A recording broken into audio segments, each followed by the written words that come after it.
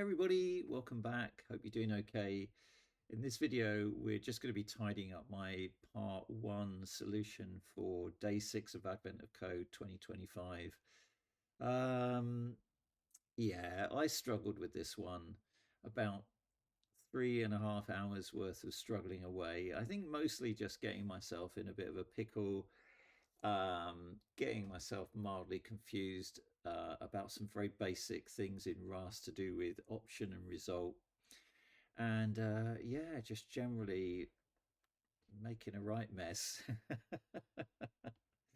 So I cut a lot of that, a lot of that struggling and consulting the documentation and then Googling and then Stack Overflow and all of that stuff. I cut that out of the video. Still had about 40 minutes of me getting to the solution. But yeah, I got there in the end. I did get there in the end, but it was just a painful journey. Um, Thank you to Mr. Keefe, who has, without fail, posted some super advice on every video that I've put up. And that last video was no exception. He's come up with this very elegant block of code compared to the block of code that I came up with, which starts here and finishes here. So I thought we'd just kind of tidy this up, take your code, Mr. Keefe, and pop that into my part one, if that's okay with you. Um, because yeah, it is a super elegant solution, and the elegance is right here with filter map, right? Just the perfect method on an iterator to call to solve the problem that I was trying to solve here.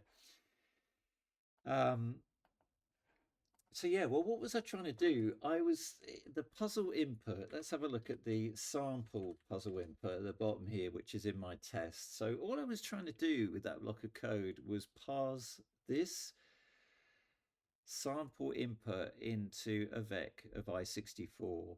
So we can see that it is a string with new lines and with numbers. Numbers sometimes separated with more than one white space, sometimes a single white space.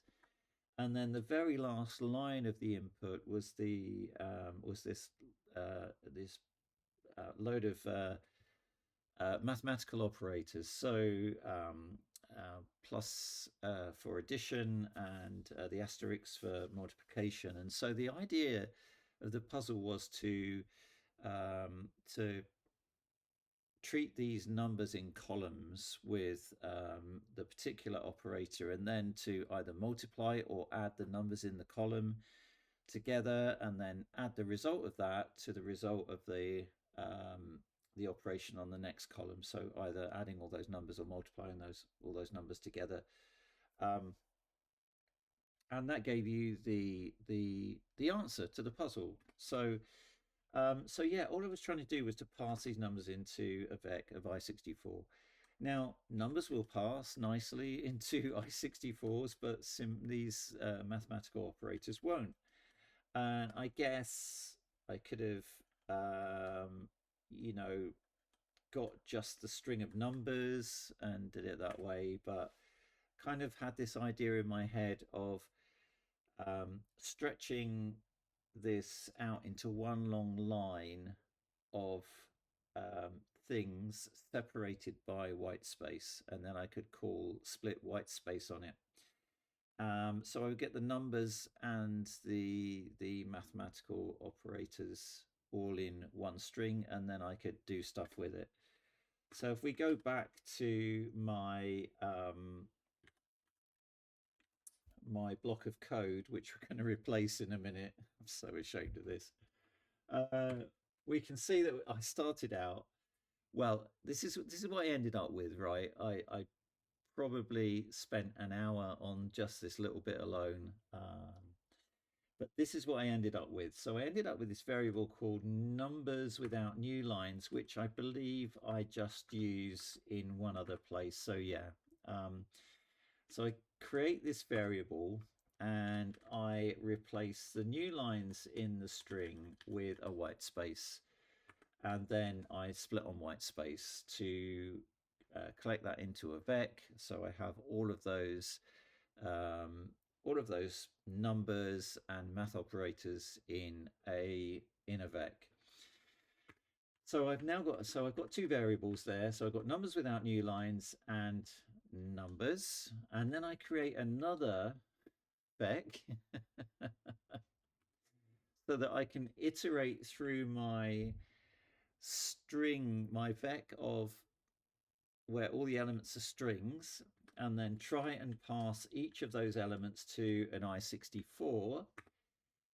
Parse gives us a result. See here that parse gives us a result.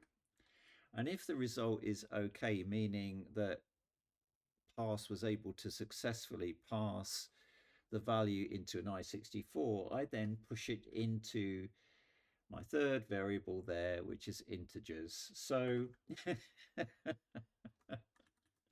three variables to achieve this very, very simple thing. Compared to Mr. Keefe's solution here, which is very similar, very similar. So it's doing the replace of new lines with an empty space, splitting on white space. But here is the beautiful filter map method. So filter map takes a closure, and it will yield the values that return sum. So sum is one of the variants of the option enum, and so the sum or none. So sum will give you the value back that you're, of the type that you're dealing with, or none will give you there's no value associated with none. But filter map works with an option, whereas parse, as we saw before, gives us a result. Now, to convert a result into an option, all we need to do is to call OK, and it converts the result to an option T. So if the result is OK, we get the value as some value, and then filter map will yield that. And so this is just the perfect way to deal with this problem of parsing the numbers to I64, but you know, not worrying about what happens with the math operators in the string. And then there's this other point where I'm just creating loads of variables for the sake of it. I kind of, when I was writing this, I think I'm overemphasizing this idea that mutation is bad. But I'm using it all over the place anyway. And I think, certainly, as Mr. Keefe points out, when you're not reusing that binding within the scope of the function, it doesn't matter. It just doesn't matter. So what we can do here is we can get rid of that, and we can get rid of that. And after we split on white space, we can filter map. And I'm pretty much just, hold on a minute. Let's get the right keyboard. So I'm just going to pass the string to I64 and call OK on that to convert the result that we get from parse to an option, and then filter map will yield that if it is sum. So that will tidy that up for us, and then we don't need any of this. We can get rid of all of that. And then we'll have to sort this out here. So we can just change this to numbers. And then, further down here, we've got the same thing. So we'll just change that to numbers as well. And I think with that, we can try and run the test again with test package is day 6, and then binary is part 1. and that test still passes. So yeah, a much more elegant way of dealing with that problem of just getting that puzzle input into a VEC of I64, not caring about what happens to the math operators. And that's the beauty of filter map and uh, the beauty of these, these enums option and result that, we know what we're getting. We know what we're getting. We get a result or we get an option, and then we can delve into it to get the value if it is there. So really really nice way of dealing with that, and I think we can tidy up a little bit more. So I think, if I'm not mistaken, I've got this variable here that I'm just using once, so we can inline that. Um, oh yeah, okay. So we need to sort that out with yeah, try into, and the type, so we need the type here I32, and then we can do try into here. We don't need any of the rest of that.